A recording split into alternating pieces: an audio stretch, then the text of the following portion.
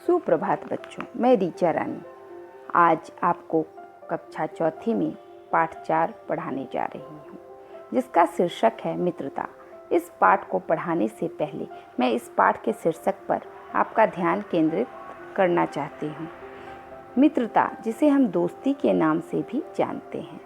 हम सभी के जीवन में एक ना एक दोस्त मित्र अवश्य होता है, पर जो विकट से विकट स्थिति में हमारे साथ खड़ा रहे वही हमारा सच्चा मित्र है। रहीम जी ने मित्रता के विषय में बहुत ही सही कहा है। कही रहीम संपत्ति सगे, बनत बहुत बहुरीत, विपत्ति कसौटी जे कसे, सो ही साचे मीत। अर्थात जो विपत्ति में हमारे साथ रहता है वही हमारा सच्चा मित्र है। संपत्ति को देखकर तो बहुत मित्र बनते हैं, लेकिन जो विकट परिस्थिति में हमारा साथ दे वही हमारा सच्चा मित्र है। तो आइए मित्रता पाठ को हम पढ़ते हैं। सुंदर वन में आम का एक पुराना पेड़ था। उस पेड़ पर सलोनी कोयल का एक घोंसला था। जब आम के पेड़ पर फल लगते तो कोयल सलोनी मीठे स्वर में गाती। आमों की सुगंध और सलोनी के गीतों से दूर दूर से पक्षी खींचे चले आते थे। सभी पक्षियों के साथ सलोनी की मित्रता थी। आम के पेड़ के आसपास हरी घास और झाड़ियां थी। एक हिरन वहां घास चरने आता था। उसका नाम हीरक था। सलोनी उसे मीठे मीठे आम देती। हीरक हिरन भी उसे अपनी पीठ पर बिठाकर सुंदर वन में घुमाता। एक बूढ़ी लोमड़ी भी वहां आती थी। एक दिन लोमड़ी ने घास चरते हुए हीरक हिरन को देखा। हिरन को देखते ही उसके मुंह में पानी आ गया। सलोनी समझ गई कि कुछ गड़बड़ है। उसने हीरक को लोमड़ी से सतर्क रहने की सलाह दी। हीरक स्वयं भी लोमड़ी से सतर्क रहता था। एक दिन लोमड़ी ने हीरक से कहा, मुझे हरी घास के एक मैदान का पता है, मैं वहां जाती हूँ, तुम भी मेरे साथ चला करो।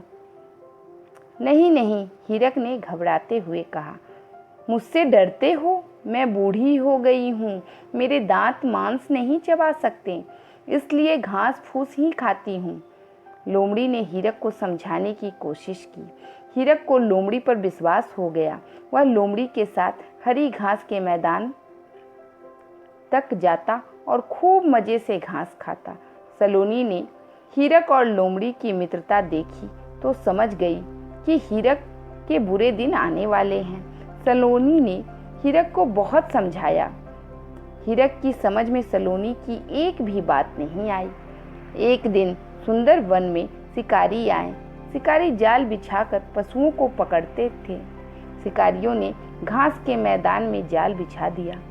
लोमड़ी ने उन्हें जाल बिछाते देख लिया। उसने सोचा, यदि हीरक इस जाल में फंस गया तो उसे उसका मांस खाने को मिलेगा।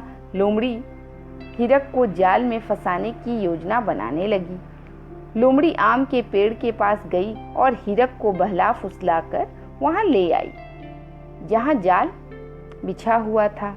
वहां पहुंचते ही हीरक जाल में फंस गया। उसे लोमड़ी की मित्रता पर भरोसा था। उसने लोमड़ी से जाल काटने को कहा। मेरे दांत टूट गए हैं, लोमड़ी ने बहाना बनाया। फिर उसने जैसे ही हीरक पर हमला करना चाहा, वैसे ही कई कोयलें लोमड़ी पर टूट पड़ी। उन्होंने अपनी चोंच से वार करके उसे बुरी तरह घायल कर दिया। लोमड़ी वहां से जान बचाकर भाग गई। दरअसल सलोनी ने सब कुछ देख लिया था। वही सभी कोयलों को बुलाकर लाई थी। अब समस्या थी, हीरक को जाल से बाहर कैसे निकालें। सलोनी को एक उपाय सूझा। उसने हीरक से कहा, जब मैं सुबह गाऊं तो आंख बंद करके पेट फुलाकर भूमि पर लेट जाना। शिकारी तुम्हें मरा हुआ समझकर जाल उठा लेंगे। जाल उठाते ही तुम भाग जाना। सुबह हुई। हीरक को जाल में फंसा देखकर शिकारी बहुत प्रसन्न हुए। कोयल ने गीत गाया और सब कुछ वैसे ही हुआ जैसे कोयल ने सोचा था। हीरक जाल से मुक्त हो गया। उसे बहुत पछतावा हुआ कि उसने सलोनी की बात नहीं मानी थी। वह बोला, मित्र, तुम्हारे बार बार चेतावनी देने पर भी मैं लोमड़ी की धूर्तता को नहीं समझा। मुझे माफ कर दो। तुमने सच्चे मित्र की तरह मित्रता निभाई है। सलोनी फिर अपनी मधुर आवाज में कूकने लगी।